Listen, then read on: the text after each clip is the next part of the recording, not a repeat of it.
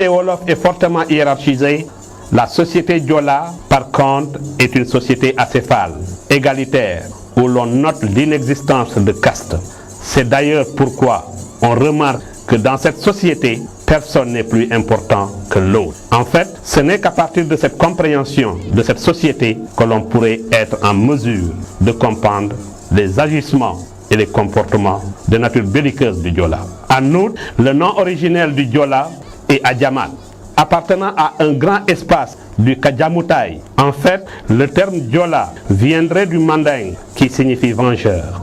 En effet, la cause de la nature égalitaire de sa société, le Diola n'a jamais aimé et ne n'aimera jamais porter le fardeau d'une quelconque forme de domination. C'est pourquoi il faut toujours réinterroger l'histoire et de tenter de mieux cerner la culture de ce peuple qui demeure jusque-là mal connu. La société Diola, comme elle appartient à la Basse-Casamance, elle est subdivisée en sous-territoires, voire en sous-groupes. Nous avions le Kassa. Dans le Kassa, nous avions les Ayoun qui habitent la zone abritant les villages de Nyambalan, Karunat, Siganar, Edjungu et Oukout. Les Aloup que l'on retrouve à Oussouy, Kalobon, Sengalen, Kahinda et Diwan. Les Selek qui eux habitent à Emaï, Bukitingo, Diaken, Essaoud et Dianten.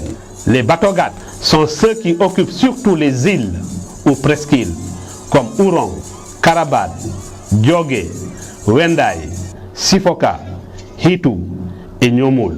Ce sous-groupe associe généralement deux traditions, telles que celle du Kassa d'une part et celle du Foni Blouf d'autre part.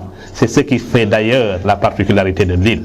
Les Assoudadou sont également un peuple que l'on retrouve autour des villages suivants: Hayer, Kadjifolon, Djikomol, Kafon, Kanyao, Hasuka, Kanjankai, Djiromait, Ponta, Kanyut, Samatit, Eloudia, Santiaba et Elenkin. Les Adjamat constituent un groupe très vaste car on les retrouve jusqu'en Guinée-Bissau. C'est pourquoi on essaiera de montrer l'étendue de leur territoire autant au Sénégal qu'en Guinée-Bissau. Ainsi, pour ce qui est du sol sénégalais, les Adjamat occupent les villages suivants: Efok, Youtou, Santiaba Manjak, Kaen, Djirak, Essoukoudiak et Kabro. Cependant, quant au sol bissau-guinéen, il se retrouve dans les villages comme Karouaï, Passeor, Tegnat, Kassolol, Yal, Djihung, Katong, Souzana, Boudjing, Ediaten et Lalab. Après le Kassa, nous avons Touar Bayot. Nous avions les Bandial. Les Bandial, il y a maintenant le Foni dans le nord. Ainsi, nous avons le Foni Sieux qui part de Tobor à Baïla en passant par Bignona. Le Foni Combo, il commence à partir du village de Belay en passant par Djouloulou, Brikamanding, Koubanat, etc. Le Foni Diaban, quant à lui, part de Kafountine aux îles Caron en touchant les villages comme Kabadio, Albadar, Abenne, etc. Le Foni Boulouk s'étale de Tchonkessil, Tandou, Kartiak, Diegoun, Kanyobo, Bagaya, Moulom, Tchobon, etc.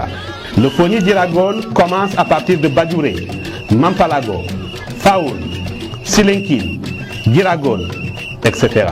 Cependant, le Kalonaï, qui était une partie intégrante du Foni, veut aujourd'hui se constituer en une entité à part.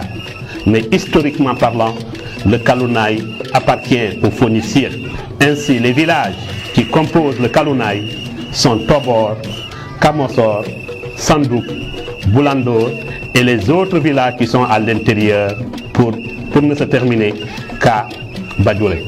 Cependant, il faut noter que les Diola, en quittant l'Est pour venir s'installer en Basse-Casamance, avaient déjà trouvé le peuple Baïnoung avec qui ils ont donc cohabité. Il y a également d'autres peuples autochtones que sont les Mandingues, les Manjak, les Balantes, les Mankagnes, etc.